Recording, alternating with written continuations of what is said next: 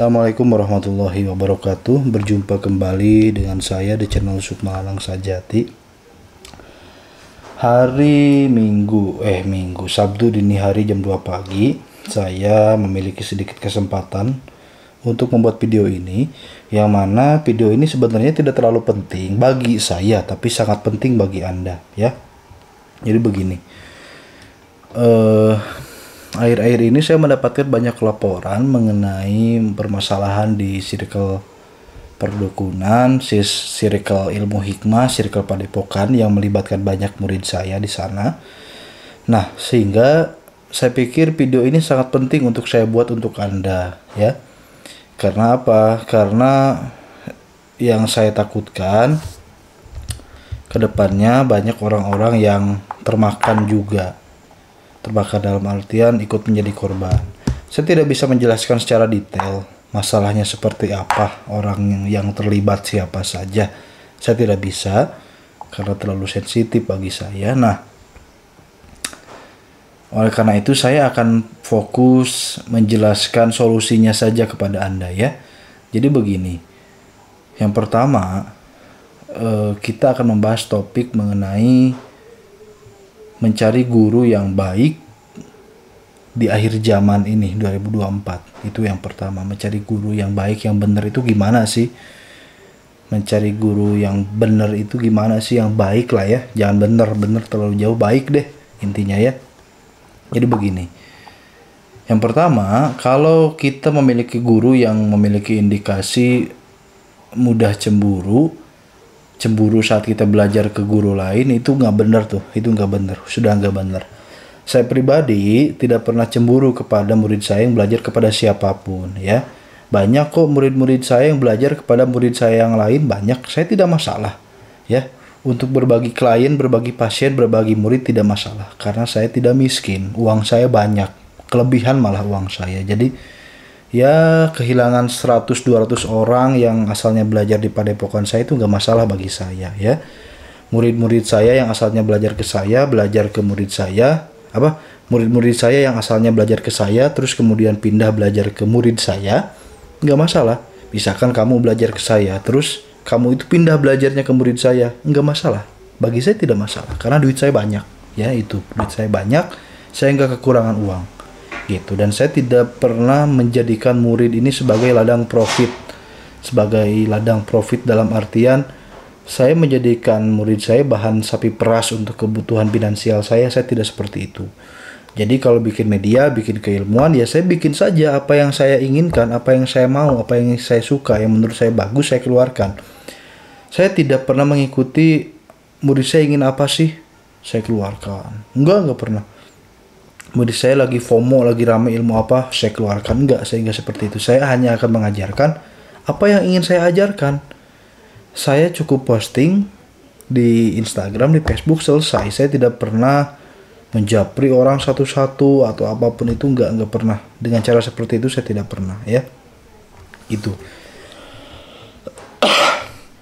Jadi itu yang pertama. Kalau kita sudah memiliki guru ini cemburuan, ya, muridnya belajar kemana-mana cemburuan atas dasar apapun itu. Wah, spiritual itu harus benar belajarnya, cukup ke satu guru itu aja yang akan menuntun. Nah, itu omong kosong semua ya.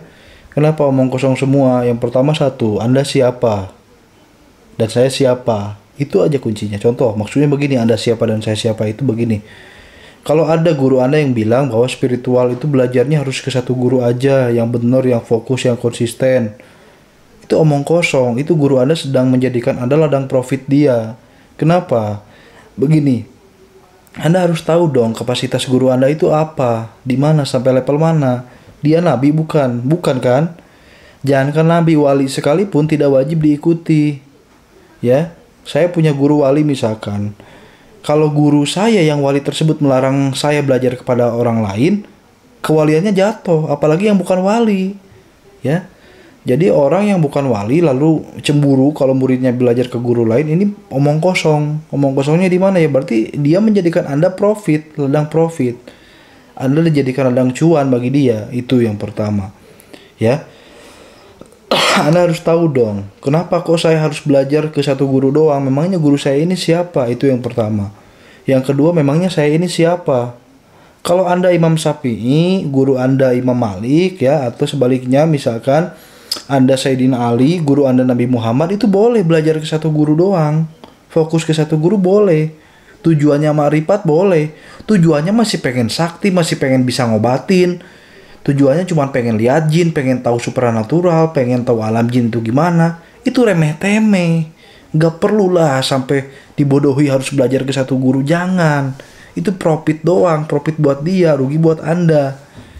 Kenapa rugi buat Anda? Ya karena Anda akan selalu mengeluarkan uang kepada guru Anda yang belum tentu semua materi dan keilmuan yang dia ajarkan itu belum tentu Anda perlukan.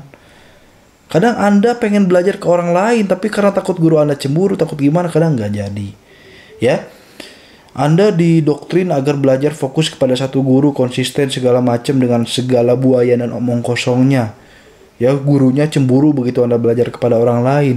Anda terkekang, padahal Anda belajar ke orang lain, duit-duit Anda, waktu-waktu Anda.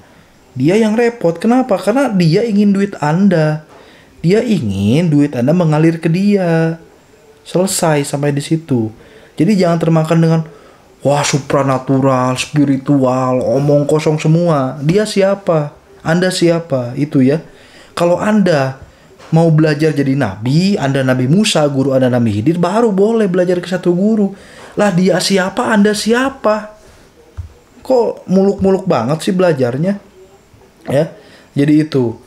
Belajar kalau gurunya cemburuan, hanya kamu gak boleh belajar ke guru lain kecuali ke saya doang. Harus fokus. Belajar itu harus fokus. Spiritual itu tidak bisa bercabang. Kamu kalau memilih satu jalan, fokus di satu jalan. Karena nanti ajaran A sama ajaran B berbeda. Yang ada nanti jalan ini gak fokus, jalan ini gak fokus, jalan ini gak nyampe, jalan ini gak nyampe. Pokoknya dengan segala omong kosong yang dikeluarkan oleh guru Anda, jangan percaya. Dia sedang mencoba memprospek Anda. Ya. Gitu, ini harus saya terangkan karena ada beberapa orang yang seperti ini ya. Jadi hindari guru cemburuan. Saya akan coba pecah video ini jadi beberapa bagian ya. Yang pertama kita bahas soal guru cemburuan dulu deh. Gitu. Kenapa? Karena saya pribadi tidak pernah cemburu kepada orang lain, kepada siapapun. Anda mau belajar kepada murid saya, mau belajar kepada setan, mau belajar kepada dajjal pun terserah Anda. Terserah Anda. Saya tidak butuh Anda. Anda yang butuh saya. Kalau memang Anda merasa sudah tidak butuh saya, tidak usah belajar ke saya. Ngapain? Saya tidak akan memaksa Anda belajar ke saya terus. Saya pun tidak akan cemburu kalau Anda belajar kepada orang lain. Kenapa? Ya karena Anda tidak penting bagi saya. Hubungan kita hanya sebatas guru dan murid di dalam urusan yang sifatnya nggak jauh-jauh. Urusan yang sifatnya apa? Pengen lihat jin paling, pengen masuk alam gaib, pengen bisa terawang, pengen rezeki lancar, pengen ilmu pelet. Itu urusan remeh-temeh. Itu urusan remeh-temeh. Jadi saya tidak mau menempatkan posisi berguru kepada saya itu seakan-akan sedang berguru kepada wali. Seakan-akan sedang berguru kepada nabi. Saya nggak mau menempatkan seperti itu. Ya. Sudahlah yang normal saja berguru ya. Maharin ilmu, sudah maharin ilmu. Jujur saja maharin ilmu jangan dibumbui spiritual, ilahi, ketuhanan. Allah omong kosong semua. Itu omong kosong semua. Itu ya. Jadi tolonglah yang bijaksana tempatkan posisi berguru ini pada porsinya. Jangan terlalu banyak dibumbui dengan omong kosong. Kenapa? Saya banyak menemukan kasus seperti itu, dan paling parah terjadi di lingkungan saya sendiri. Si A ngomong, wah ini spiritual, sakral, segala macem. Anjing, kalau sakral ngapain dijual di medsos, bro? Ilmu-ilmu, emang lu jual ilmu apa sih sebenarnya? Lu jual ilmu makrifat, jual ilmu kunci surga. Haruskah sesakral itu? Kan bukan, ya? Kan bukan. Jadi kalau Anda tahu, kalau Anda menemukan guru Anda lewat medsos, jadi guru Anda sebenarnya tidak angker-angker amat. Apalagi gurunya masih punya Facebook, masih punya Instagram. Tidak seangker itu, guru Anda itu nggak seangker itu. Dia masih punya medsos, masih buka pemaharan, tidak seangker itu. Sudahlah, jangan muluk-muluk. Jangan termakan dengan omongan-omongan lebay seperti itu. Belajar secukupnya, belajar seperlunya. Belajar ke siapa saja terserah. Saya tidak minta Anda belajar kepada saya. Tapi setidaknya Anda jangan belajar kepada orang yang mengikat Anda untuk belajar ke orang-orang lain. Saya tidak meminta Anda kembali ke tempat A misalkan ya. Anda belajar di misalkan dari Sukmasir. Saya tidak minta Anda kembali ke Sukmasir. Tapi begitu Anda keluar dari Sukmasir, masuk ke Pancar Sukma, tapi di Pancar Sukma ini dikekang misalkan ya. Dikekangnya secara halus, bukan secara secara halus dengan bumbu-bumbu omong kosong. Spiritual, begini, begitu. Wah, halus banget deh bicaranya, manipulatif pokoknya. Nah, kalau di Pancar Sukma ini dikekang, Anda tidak boleh kemana-mana. Saran saya keluar dari Pancar Sukma. Ini gak beres nih Pancar Sukma. Jangan hanya melihat, oh dia kan baik, dia tidak baik. Anjing, itu manipulatif. Itu sudah memanipulasi Anda. Ya, gitu. Jadi, sudahlah, selama guru Anda masih ditemukan di IG dan di Facebook, sudah jangan muluk-muluk. Dia orang biasa, dia bukan orang spesial, bukan orang istimewa, bukan orang angker. Ya, tidak seangker itu. Yang angker hanya bir. Oke? Jadi, tempatkanlah porsi berguru itu sesuai dengan tempatnya, sesuai dengan porsinya. Anda berguru ilmu hikmah ya sudah, jangan kelebihan, jangan ngomong anjing, ngomong makrifat, ngomong kosong semua lah. Saya belajar ilmu seperti itu, saya belajar ilmu hikmah, saya belajar ilmu vibrasi, saya belajar ilmu metafisik, esoteris, makrifat-makrifatan, semesta-semestaan, saya belajar, tapi saya tahu tempat. Saya tidak menempatkan pembelajaran itu di depan publik. Saya hanya akan mau mengajari itu secara spesifik dalam ruang yang sangat privacy. Ngobrol empat mata, saya baru bahas soal yang aneh-aneh. Saya baru bahas soal alam semesta. Saya baru bahas soal energi. Saya baru bahas soal hal-hal yang mendetail, hal-hal yang rinci. Saya tidak pernah mau membahas makrifat, segala macam di medsos, enggak. Ya, yang saya bahas di medsos hanya kedoknya doang, hanya bungkusnya doang, ampasnya doang. Yang dagingnya nggak pernah saya ajarkan di medsos. Karena apa? Karena saya tidak mau konsep berguru SLS ini jadi kotor dengan konsep-konsep seperti itu. Maksudnya konsep-konsep so angker, so spiritualis, so marifat. Saya nggak mau. Sudahlah, belajar seperlunya. Kalau memang Anda mau belajar sampai ke ranah itu, ya sudah, datang langsung ngobrol empat mata. Ya, ngobrol empat mata. Tanyakan apa yang ingin Anda ketahui. Karakter saya banyak, karakter saya bukan satu. Saya punya karakter berbeda. Silakan Anda pelajari karakter saya. Di Facebook saya bagaimana? Di IG saya seperti apa? Di WhatsApp saya seperti apa? Di IG saya cenderung lebih kalem, lebih santai, tidak banyak omong segala macam. Saya lebih kalem, lebih santai. Di Facebook saya menerapkan karakter yang lebih idealis. Ya. Di WhatsApp saya menerapkan karakter preman. Itu sengaja. Saya tahu di mana harus ngomong apa, saya tahu. Di mana harus ngomong apa, saya tahu persis. Saya tahu orang-orang Facebook itu bagaimana, orang-orang IG, orang-orang WhatsApp itu bagaimana. Dan kumpulan orang-orang goblok dan bodoh itu ada di grup WhatsApp. Makanya saya bertindak seperti orang bodoh di grup WhatsApp. Saya ulangi, kumpulan orang-orang goblok dan tolol itu ada di grup WhatsApp. Ya. Karena memang sengaja orang-orang yang masih pemikirannya awam, pemikirannya belum jauh, saya kumpulkan di WhatsApp. Saya kumpulkan di WhatsApp. Yang pintar-pintar enggak saya masukkan grup SLS umum. yang masih saya kira, oh ini pemahamannya masih awam nih, masih awam, belum siap ngobrol aneh-aneh.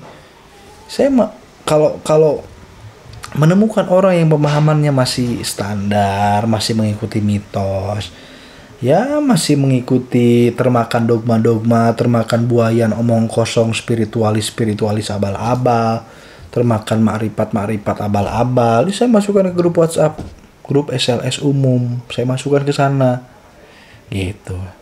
Dulu grup SLS umum itu namanya SLS Howas, tapi setelah saya teliti, loh kok dari mulai guru besar yang di sini otaknya begini semua, saya bilang, makanya saya ganti jadi SLS umum, asalnya SLS Howas ya gitu. Jadi itu tadi, saya punya karakter berbeda, saya tahu di mana harus ngomong apa, saya tahu itu ya.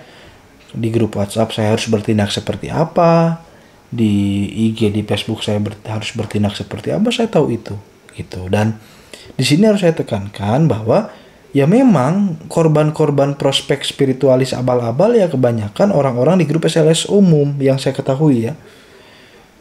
Mereka mudah diprospek dengan bahasa-bahasa buayan omong kosong. Duit mereka mudah keluar. Duit mereka mudah diambil dengan cara-cara yang nihil. Cara-cara yang nihil itu apa? Kadang begini ya. Saking gobloknya grup SLS Howas nih, kadang begini. Belajar ke, misalkan si A belajar ke si B, misalkan ya. Si A belajar ke si B. A ini belajar ke B. Si A ini sungkan untuk nanya ke B, nanyanya malah ke si C. Karena tahu, oh ini si C dekat dengan si B. Sampai begitu ya. Saking tololnya sampai begitu ya. Ya itu, realitanya seperti itu. Gitu. Dan di sana saya mulai paham. Oh ini orang diprospek di mana, minta tanggung jawab kemana. Itu yang bikin saya gedek, yang bikin saya harus ngomong. Saya harus ngomong di video ini bahwa hati-hatilah dengan tampang-tampang so agamis, dengan bahasa-bahasa penuh buai, bahasa-bahasa santai, kalem, menyejukkan, menenangkan, itu omong kosong semua. Saya bisa kok seperti itu. Saya bisa seperti itu. Bisa banget. Lihat aja permainan saya di IG. Lebih kalem kan? Lebih kalem kan? Iya memang betul. Saya bisa. Kalem seperti itu saya bisa. Tenang, bijaksana, santai, legowo saya bisa. Tapi tidak untuk orang-orang grup WhatsApp. Saya tidak mau untuk orang-orang grup WhatsApp. Saya tidak mau begitu. Karena orangnya bodoh semua. Kalau saya begitu makin dibodohi nanti. Gak mikir-mikir. Makanya di grup WhatsApp saya lebih frontal ngajarinnya ya. Gitu. Jadi sudahlah teman-teman, jangan mudah terbodohi, jangan mudah diprospek oleh bahasa-bahasa halus, bahasa-bahasa spiritualis, bahasa maripatis.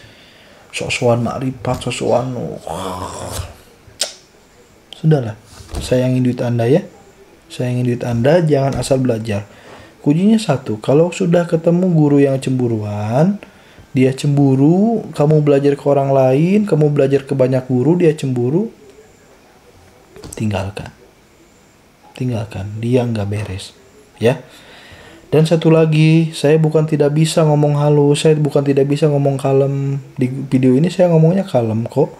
Orang-orang yang pernah ketemu saya, mereka melihat karakter saya yang humoris, kadang-kadang karakter saya kalem, kadang-kadang karakter saya tegas, ya memang itu karakter itu bisa dirubah kalau tahu caranya.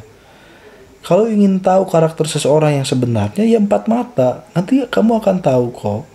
Tirakat bareng deh, cobain. Ya, kalau saya tirakat, ikut tirakat. Nanti kamu tahu kok karakter saya yang asli kayak gimana. Ya. Saya tukang tidur. Saya lebih memilih tidur daripada harus kasarnya membuang-buang waktu. Wirid banyak-banyak. Tapi sampai melupakan kewajiban untuk kasab, saya lebih memilih tidur.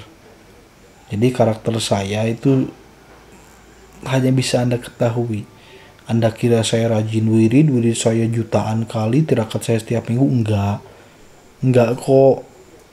Saya tidak sepenuhnya wirid, saya juga olahraga, saya juga punya hobi, saya juga senang jalan-jalan, saya juga senang nongkrong dan ngopi, ya. Jadi karakter magic yang Anda lihat di IG di mana itu belum tentu benar. Ya. Dan masalahnya kalau karakter negatif saya saja belum tentu benar, itu artinya karakter positif yang Anda lihat pada diri orang lain itu juga belum tentu benar. Belajar ngelacak deh, belajar nyadap HP biar kamu tahu apa isi HP orang-orang yang kamu kira itu orang baik. Ya, sekian. Assalamualaikum warahmatullahi wabarakatuh.